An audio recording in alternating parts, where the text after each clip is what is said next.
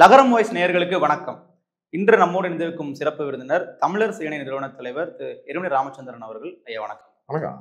தங்கலான் திரைப்படம் இயக்குனர் ப. ரஞ்சித் அவர்கள் இயக்கி வெளியாக இருக்கு. அந்த திரைப்படத்தினுடைய பெயர் தங்கலான். அதுல இருந்து எனக்கு கொஞ்சம் விளக்கம் கொடுங்க. தங்கலான்னா என்ன முதல்ல? தங்கலான்னா மறை ஓதியவர்களை ரெக்கார்டிக்கலாம். மறை ஓதியவர்களை தங்கலான்னு சொல்லப்பட்ட வழக்குண்டு. தங்கலான் என்றால் பெரும் நாட்டார், பெரும் வணிகர்.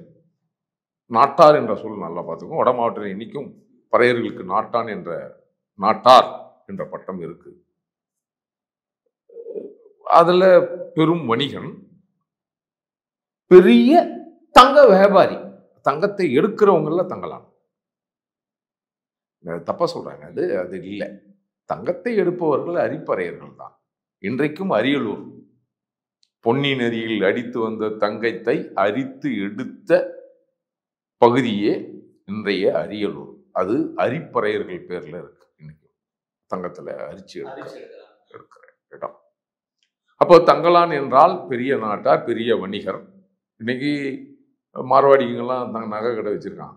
அன்னைக்கு வணிகம் என்பதே பறையர் கையில் தான் இருந்தது. அப்போ தங்கலான் என்றால் தங்க வியாபாரி நம்ம எடுத்துக்கலாம். தங்க வியாபாரி, பெரும் வணிகர். தங்கத்தை அவங்க பெரிய நாட்டார். மறையோர் கோயிலில் மறை ஓதுபவர்களாகவும் பூநூல் போடுற பழக்கம் தங்கலான் பறையருக்கும் உண்டு வாழ்க்கையில். அவங்க இடைக்காலத்தில் திருமண நேரத்தில் மட்டும் பூநூல் போடுற பழக்கம் உண்டு. இன்னைக்கும் வட மாவட்டங்கள், அதுவும் குறிப்பாக அந்த தஞ்சாவூர், பட்டுக்கோட்டை இந்த பகுதியில் இருக்கிற இன்றைக்கும் தங்கலான் என்ற பெயரில் தங்கலார் குடும்பம் என்ற பெயரில் வாழ்ந்து கொண்டு தான் இருக்கிறார். பூநூல்னு சொன்னாலே பிராமணர்கள் மட்டும்தான் அதை போடுவாங்க சொல்லவடைய இருக்கு. இல்லை, பூநூல் கண்டுபிடிச்சவனே பாருங்க. அது தெரியல உங்களுக்கு. முந்தி பிறந்தவன் நான், முதநூல் தரித்தவன் நான், சங்கு பறையன் நான், சாதியில் மூத்தவன் நான். முந்தி நான் தான் பிறந்தேன், முதல் நூல் நான் தான் போட்டேன். பறையர்கள்ட்ட இருந்தா பிராமணர்கள் இந்த நூல் போடுற பழக்கத்தை எடுத்துக்கிட்டாங்கன்னு சொல்லலாம். ஆமா, பிராமணர்கள்ன்றத கூட என்ன வேஷ பிராமணர்கள் எடுத்துக்கொண்டார்கள். அயோத்திதாச கூற்றுப்படி வேஷ பிராமணர்கள் எடுத்துக்கொண்டார்கள். ஆக திரு இயக்குனர் ரஞ்சித் அவர்கள் எடுக்கின்ற இந்த படம் தங்கலான் என்பது ஒரு பறையர், 18 பறையர்கள், அவங்களும் ஒரு பறையர் கூட்டம். அந்த கூட்டம் இன்றைக்கு KGF, அதான் அந்த காலத்துல பொற்குன்றம் அப்படின்னு சொல்லப்படுகின்ற பகுதி, கோலார் தங்கவேல்ன்றது சொல்லுவாங்க. ஆமா, கோலார் தங்கவேல், அங்க பொற்குன்றம், அந்த பகுதியில் வாழ்ந்த மிகப்பெரிய கூட்டம் அரிப்பறையர்கள். அந்த காலத்துல தங்கத்தை அரித்து எடுக்கிற அந்த பக்குவமும், பூமிக்கு அடியில் எந்த ஒரு கருவியும் இல்லாமல் தங்க நாணம் போது அப்படின்னு கண்டுபிடிச்ச ஒரு உயர்ந்த குடி. எப்படி நீர் ஓட்டம் இன்றைக்கும் அந்த பழக்கத்தில் இருக்கு. பூமிக்கடியில் எந்த இடத்தில் நீர் அதிகமா இருக்குன்னு நடந்து பார்த்தா தேங்காய் வச்சுக்கிட்டு சொல்லிடுவோம். ஒரு குச்சி கையில வச்சுக்கிட்டு சுத்த வச்சுட்டு கண்டுபிடிச்சிட்டு சொல்லுவோம் அந்த இடம். அது உண்மை இல்லைன்னு சொல்றாங்களே, அதனால சொல்லுவானுங்க. இன்னைக்கு எது உண்மை இல்லை, எதெல்லாம் தமிழன் கண்டுபிடித்தானோ, எதெல்லாம் உயர்ந்த விஷயமோ அதெல்லாம் இவனுங்க சொல்லிட்டு போயிடுவாங்க. மேம்போக்கா சொல்லிட்டு போறது தானே. இப்போ உயர்ந்த நிலையில் வாழ்ந்த பெரும் வணிகராக வாழ்ந்த தங்கத்தை அரிச்சு எடுத்த இப்போ அவனை எப்படி சொல்றான்? விளையாட்டு போக்கில் தாழ்த்தப்பட்டவன் சொல்லிட்டு அசால்ட்டா சொல்லிட்டு போறான்ல இல்லையா? அது அந்த காலத்துல, மன்னர் காலத்துக்கு முன்னாடி, தொடக்க காலத்துல மைசூர் அந்த சமஸ்தானத்துல அந்த காலகட்டங்களில் கூட கிட்டத்தட்ட 300 அடி ஆழத்தில் 1880க்கு முன்னாடியே, வெள்ளக்காரர்கள் வரவுக்கு முன்னாடியே அங்க அந்த பகுதியில தங்கத்தை அரிச்சு எடுக்கிற அது இருந்திருக்கு. அப்புறம் அவங்க எடுத்த பிறகு அங்க இருக்கிற பறையர்கள் சுதந்திர போராட்டம் இல்லை, ஹைதர் அலியை விரட்டுவதற்காக, ஹைதர் அலி ஆட்சியை அப்புறப்படுத்துவதற்காக மைசூர் பகுதிகளில் சொல்றீங்க? ஆமா, இதெல்லாம் மைசூர் சம்பந்தப்பட்ட பகுதி தான். அது பங்காருப்பேட்டையெல்லாம் மைசூர்ல தான் வரும். பங்காருப்பேட்டையெல்லாம் உங்களுக்கு மைசூர்ல தான் வரும்.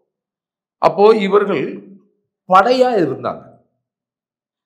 பறையர்கள் படைன்னு இருந்துச்சு, மைசூர் சமஸ்தானத்தில் வந்து இருந்துச்சு.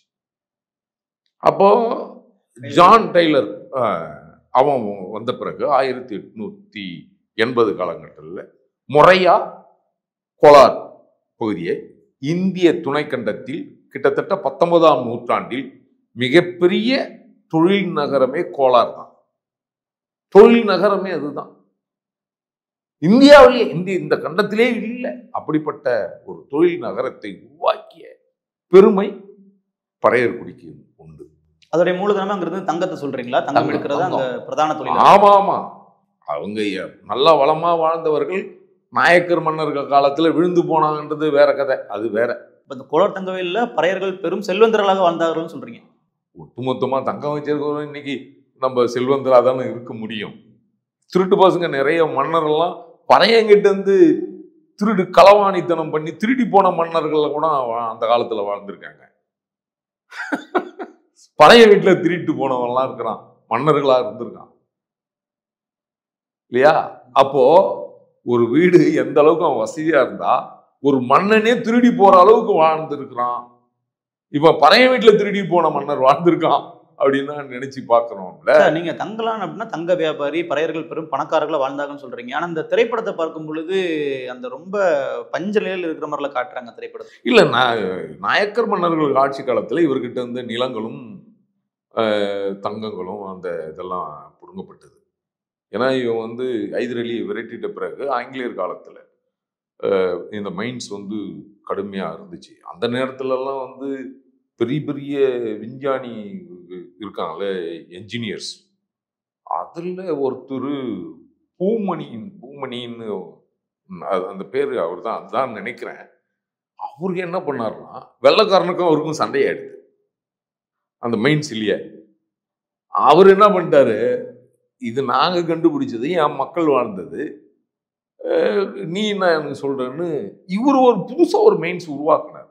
யாரு? பறையர். அந்த பூமணின்ற பறையரை உருவாக்கி தமிழ்நாட்டில இருந்து பல தலைவர்கள் வந்து அங்க போயிருக்காங்க. போய் இந்த மக்களை விழிப்புணர்வு ஏற்படுத்துக்க. அப்ப அந்த கம்யூனிஸ்ட் இதெல்லாம் இன்னைக்கு ஆனால் அம்பேத்கருக்கு வந்து வட்டமேஜை மாநாட்டுல நல்ல பேரும் புகழும் கிடைக்கிறதுக்கு அங்க வாழ்ந்த பறையர்கள் எனக்கு தெரிஞ்சு டெலகிராம் கொடுத்தவங்க எல்லாம் அந்த காலத்துல அங்க வட்டம்பேஜி மாநாட்டுல ஒரு அண்ணல் அம்பேத்கருக்கு மரியாதை கொடுக்கலன்றதுக்காக இங்க இருக்கிற இதெல்லாம் தொழில் நகரம், முதல் தொழில் நகரம். இங்க இருந்து கிட்டத்தட்ட பறையர்கள் கிட்ட இருந்து ஒரு 15,000 டெலகிராம் போச்சான், கேள்விப்பட்டேன். அதெல்லாம் போன பிறகுதான் அண்ணல் அம்பேத்கருக்கே மரியாதை. அப்போ அண்ணல் அம்பேத்கருக்கே மரியாதையை ஏற்படுத்திய ஒரு சமூகம், நீ இவனை வந்து கீழ்ந்த ஜாதி அந்த ஜாதி அப்படின்னு சொல்லி இவங்க உழைச்சிட்டு கிடக்குறாங்க. இல்ல அந்த விஷயங்கள் வரலாற்று இருந்து மறைக்கப்பட்டதற்கான பின்னணி என்ன பாக்குறீங்க? அது மறைக்கப்படுறதுன்னு வந்து இந்த தேசம் இருக்கு, இந்திய தேசம் என்பது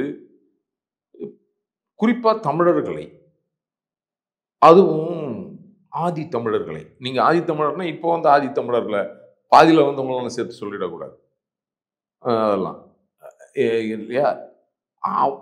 அந்த அதில் இவங்களை வந்து இவங்களுடைய அறிவை நசுக்கணும். எல்லா எப்படி போட்டாலும் மிஞ்சி வந்துடும், மீண்டு எழுந்துருவோம். அதனால இன்னைக்கு நீங்க தமிழ்நாட்டில் இருக்கிற தலைவர்கள் கேட்டால் கூட பறையர்களே வந்து அறிவு குடின்னு தான் சொல்லுவாங்க. நல்லா சிந்திப்பாங்க. நிறைய இரும்பு கண்டுபிடிச்சதெல்லாம் பறையர்கள் தான். பறையன் கண்டுபிடிச்ச பொருளை வச்சுப்பான், பறையன் கண்டுபிடிச்ச தங்கத்தை வச்சுப்பான். ஆனா அவன் மேல் ஜாதின்னு சொல்லிப்பான். இது நல்லா இருக்குல்ல இது கேட்கறதுக்கு. கிரேக்க மன்னன் அலெக்சாண்டர் இருக்கிறான்ல, அவன் பயன்படுத்திய இரும்பு உலை இங்க கட்டிப்பறையர்கள் பயன்படுத்திய அந்த இரும்பு உலையில தயார் பண்ணத்தான். உலகமே கட்டி ஆண்ட அலெக்சாண்டரை பெருமையா பேசுற ஒரு கூட்டம் பறையன் செஞ்சு கொடுத்த கத்தியில தாண்டா அவன், பறையனுடைய இரும்பு உலை தாண்டா, கட்டிப்பறையர்களுடைய இரும்பு உலை தாண்டா. இதற்குள்ள நம்ம கிட்ட ஆவணங்கள் இருக்கா? எல்லாத்துக்கும் ஆவணம் இருக்கு. வெள்ளைக்காரனே இதெல்லாம் வச்சிருக்கான். அவன் மட்டும் இல்லைன்னா இந்த ஆவணம் 3/4 பங்கு முடிஞ்சு போயிருக்கும். ஏற்கனவே கோயில் இருந்த கல்வெட்டு எடுத்தெல்லாம் இன்னைக்கு தமிழ் கல்வெட்டு நீங்க அந்த பகுதியெல்லாம் போனீங்கன்னா சோழ மன்னர் கால கல்வெட்டெல்லாம் அந்த பகுதியில் இருக்கு. கோலார் பகுதியில் கல்வெட்டுகள்லாம் இருக்கு. அப்படி வாழ்ந்த மிகப்பெரிய சமூகம் இன்றைக்கு வந்து இடஒதுக்கீடுக்கும் இலவசத்துக்கும் கையேந்திர ஒரு நிலையில வாழறது நினைச்சா மனசு நமக்கு வெம்பி அழுது. நீங்க தங்கலான் படத்தினுடைய ட்ரெய்லர்லாம் நீங்க பார்த்துருப்பீங்க. அந்த படம் வந்து பறையர்களினுடைய பெருமையை பறைசாற்றும் விதமா இருக்குதா? இல்ல அவர் எப்படி சொல்லியிருக்காருன்னு தெரியல. அவங்க சினிமாக்காரங்க மக்கள் ரசனைக்கு எடுத்து பண்ணியிருப்பாங்க. ஆனா ஒரு விஷயம், அங்க இருக்கிற எல்லா பறையர்களும் அசைவம் சாப்பிட்டதில்லை. இன்று வரை அசைவம் சாப்பிடாத பறையர்களும் இன்னும் வாழ்ந்து கொண்டு தான் இருக்கிறார்கள். அங்க அசைவமே சாப்பிட மாட்டாங்க. இங்க உணவு வச்சு முடிவு பண்றான்ல, உணவு வச்சு நீ மேல் சாதி, நீ கீழ் சாதி என்ன? அங்க கோலார் அந்த பகுதியில் அரிப்பறையர்கள ஒரு அந்த வைணவத்தை ஏற்றுக்கொண்ட பெருமாளை வணங்கக்கூடியவர்கள் அவங்க அசைவம் சாப்பிட்றது இல்லை. இங்க சைதாப்பேட்டையிலேருந்து மதுரை பிள்ளைன்னு ஒருத்தர் இருந்தார். அவரும் நாமம் தான் போட்டிருப்பார். மதுரை பிள்ளைன்னு சைதை அங்கதான் வாழ்ந்தாரு. இங்கிருந்து அங்க போய் இந்த பெருமாள் இதெல்லாம் நடக்கும். நாடகங்கள் இப்ப இங்க சொல்ற நாடகங்கள்லாம் அந்த காலத்திலேயே பெரிய அரங்கு ஏற்படுத்திட்டு பறையர்கள் ஏற்படுத்தி அங்க நாடகங்கள்லாம் அதிகமா எழுச்சிகரமான புரட்சிகரமான நாடகங்கள்லாம் போட்டிருக்காங்க. ஒரு நல்லா தான் இருந்திருக்காங்க. பெரிய பெரிய மாடி வீடுகளா அங்க அந்த பகுதியில் மாடி வீடுகள்னா பெரிய பெரிய வீடுகளா அங்க வாழ்ந்திருக்காங்க. பறையர்கள் ரொம்ப வசதியாக வாழ்ந்தாங்க. நாயக்க மன்னர் காலத்துல விழுந்துட்டாங்க. நிச்சயமா. ஐயா, நீங்க அந்த படத்தினுடைய போஸ்டர்ஸ்லாம் பார்த்துருப்பீங்க. நம்ம படத்தினுடைய கதை சாராம்சம் வந்ததுக்கு அப்புறம் நமக்கு பின்னாடி நமக்கு தெரியும். அந்த போஸ்டர்ஸ்லாம் நம்ம பார்க்கும் பொழுது பறையர்களை வந்து ரொம்ப கொச்சையா காட்டியிருக்காங்க. இந்த அளவுக்கு வந்து ஏழ்மை நிலையில் அங்க வந்து வாழலன்றதும் ஒரு விமர்சனமா சொல்றாங்க. இப்ப நீங்க சொல்றத பார்க்கும்போது அப்படிதான் இருக்கு. இல்லை கேட்டா தொடக்க காலத்துல நல்லா வாழ்ந்தாங்க. நல்லா வாழ்ந்ததுக்கு உண்டான ஆதாரங்கள் இருக்கு. வாழ்ந்ததுக்கு உண்டான தங்க எழுத்தும் வசதியாக தானே இருந்திருப்பான். அப்போ வாழ்ந்திருப்பான். அதுதான் சொல்றேனே. அந்த காலத்துலலாம் மன்னர் ஆட்சி நடக்கும்போது மன்னர்களுக்கு தான் சொந்தம் இருந்தாலும் அந்த எடுக்கிற பக்குவம் இது தங்கம் தான் சொல்ற அந்த அறிவு பறையர்கிட்ட இருந்துச்சு. அப்போ அந்த காலத்துல ஒரு பழமொழி இருக்கு. அதை நீங்க உள்ள போனா கீழே போனா பணம், மேல வந்தா பணம்னு ஒரு பழமொழி இருந்துச்சு கோலாறுல. அப்படி ஒண்ணு இருந்துச்சு. அப்பனா செல்வம் மேல வந்துட்டாங்க, சுரங்கத்துக்குள்ள போயிட்டு மேல வந்துட்டாங்கன்னா அவங்க பணமா வச்சிருப்பாங்க அப்படின்றது தானே, அதுதானே கணக்கு. ஆனா அது இன்னைக்கு பாருங்க, அங்க இருக்கிற தமிழர்கள் வந்து தன்னுடைய சுயத்தை தன்னுடைய அடையாளத்தை இழந்து இன்றைக்கு நிறைய தமிழர்கள் அவன் தமிழன்னே தெரியாத வாழ்ந்துருக்கிறான். அந்த திமிலர் திமிலர் இப்படியெல்லாம் இருக்காங்க. அவங்கெல்லாம் தமிழர்கள் தான், பிறப்பால் தமிழர்கள். அன்னைக்கு அவங்களுக்கு நம்ம நம்ம தமிழன் தான் அவங்களுக்கு தெரியாத அடையாளமே தெரியாத வாழ்ந்துட்டு இருக்கிறாங்க. அப்படிதான் இருக்கா. நிறைய மைசூர்ல வந்து பறையர்களுடைய ஆவணங்கள், கல்வெட்டுகள், ஓலைச்சுவடிகள் இன்றைக்கும் மைசூர்ல இருக்கு. ஆமா, நீங்க யாராவது பறையர் வரலாறு சார்ந்து ஆவணங்கள் தேடணும்னு நினைச்சீங்கன்னா இன்றைக்கு கூட நீங்க மைசூர்ல போய் பறையர் கல்வெட்டு ஆவணங்களை எடுத்துட்டு வரலாம் அப்படின்ற நிலையில் தான் இருக்கு. அந்த அளவுக்கு ஒரு வரலாற்றை தாங்கிய குடியாக பறையர் குடி இருக்குதுன்றதையும் சொல்றீங்க. ஆமா, அது இப்ப இந்த படம் வந்து போராட்டம் இந்த இதெல்லாம் பார்த்தா நாயக்கர் மன்னர் காலத்தில் நடந்த போராட்டமா தெரியுது எனக்கு. நான் அந்த படத்தை இதுல பார்த்தா அவங்க வந்து நாயக்கர்கள் வந்து நிலங்கள் புடுங்கப்பட்டு பறையன் வீட்டில் கொள்ளடிக்கப்பட்டு என்னென்னவோ வேலையெல்லாம் பார்த்தாங்கல்ல, அந்த நேரத்தில் இப்படி ஒரு சம்பவம் நடந்திருக்கலாமான்னு கூட தெரியுது. அது கூட காட்டியிருக்கலாமா, நம்ம அப்படி கூட காட்டியிருக்கலாம். ஆனால் ஜான் டெய்லர் அவர் தான் ரொம்ப முக்கியமான வெள்ளக்காரங்க வந்து நிறைய பறையர்களுக்கு வந்து துணையாக இருந்திருக்காங்க. அங்கே வந்து முதல் அந்த ரயில் போக்குவரத்தெல்லாம் அங்கே இருந்துச்சு அந்த காலத்தில்.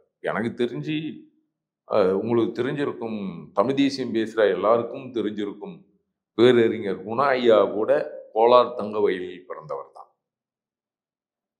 அவங்க தந்தை கூட அங்கே பெரிய அதிகாரியாக வேலை பார்த்தாருதான். அவங்க வீடெல்லாம் பெரிய வீடு.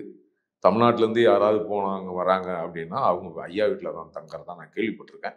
ஏன்னா அவர் அன்னைக்கு ஒரு முறை இறுதியாக போகும்போது ஐயா வீட்டில் சந்திக்கும் போது ஐயா சொன்ன தகவல் இது. அறிஞர் குணாய்யா சொன்ன தகவல். அப்படிதான் வாழ்ந்திருக்காங்க.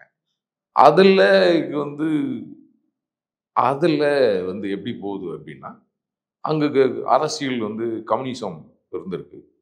இந்த செட்டில் காஸ்ட் ஃபெடரேஷன் சொல்லி அதெல்லாம் வச்சு நிறைய மக்கள் விழிப்புணர்வோட செய்தித்தாள் படிக்கிற பழக்கம் இதெல்லாம் இருந்திருக்கு. மேம்பட்ட சமூகமா வாழ்ந்திருக்காங்கன்றது. அதில் யாரும் குறைச்சி சொல்ல முடியாது. எதுக்கா இரு வர இன்றைக்கு தான் தங்கம் ஒரு குண்டுமணி தான் தங்கம் கூட இன்னைக்கு வாங்க முடியாத ஒரு சூழல்ல என் மக்களுக்கு சென்னையில் ரோடு பெருக்கிட்டு இருக்கான். சென்னையில் அப்படி இருந்தவங்க இன்னைக்கு இந்த நிலைமையில இருக்கிறாங்க. இன்னைக்கு போய் பார்த்தீங்கன்னா ஒரு நகராட்சியிலையும் போய் ரோடு பெருக்கிறவங்க பட்டியல் எடுத்து பார்த்தீங்கன்னா பறையர்கள் அதிகமாக இருக்காங்க. ஆனால் இந்த பறையர்களை பாவம் பார்க்கறதுக்கு தான் அங்கே ஆள் இல்லை.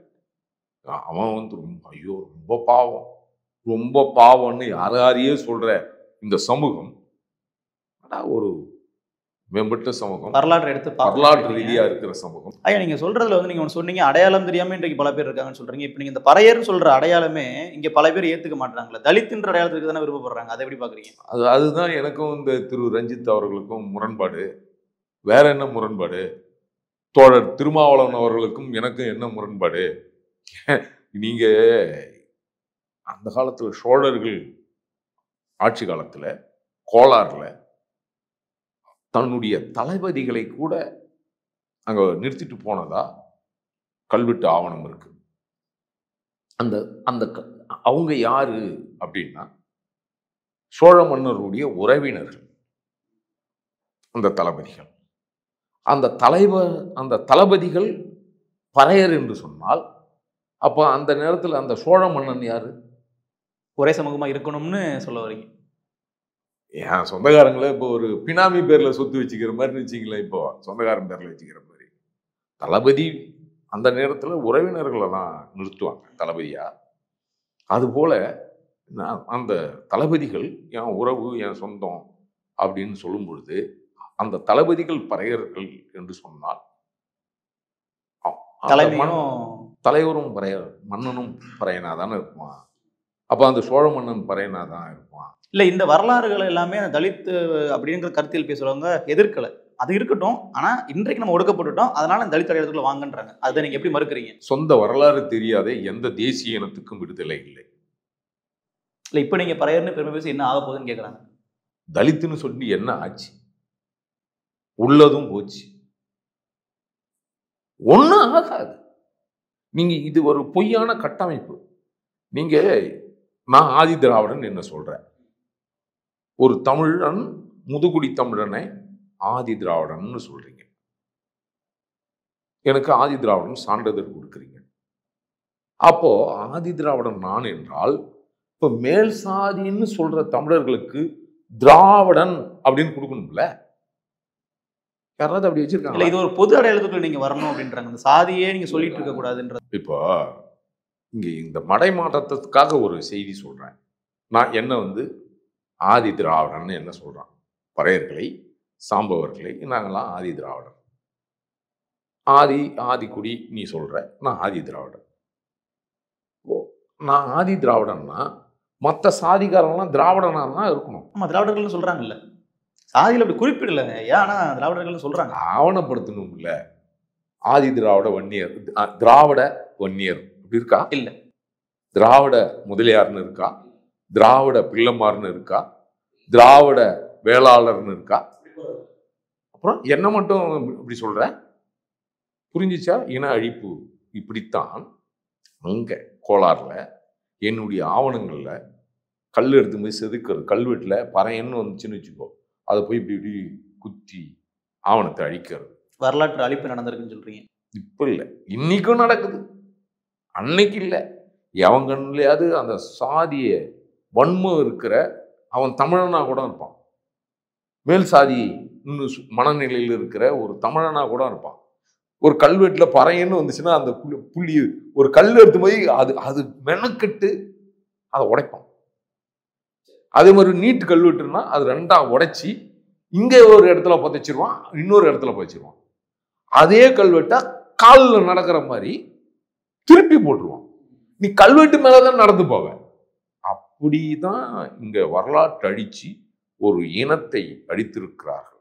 ஒரு மனிதன் தன்னுடைய வரலாறை நம்ம இழந்து விட்டால் நிச்சயமாக அந்த இனம் எதிர்காலத்தில் வாழ்க்கையில் கேள்விக்குறியாக மாற்றப்படும். நிச்சயமாக கேள்விகளுக்கு வந்து பல தெளிவான பதில்கள் கொடுத்தீங்க. வரலாற்று பூர்வமா பல விஷயங்களை வந்து ஒரு ஆதாரத்தோட நீங்க வந்து எங்களுக்கு எடுத்து சொன்னீங்க.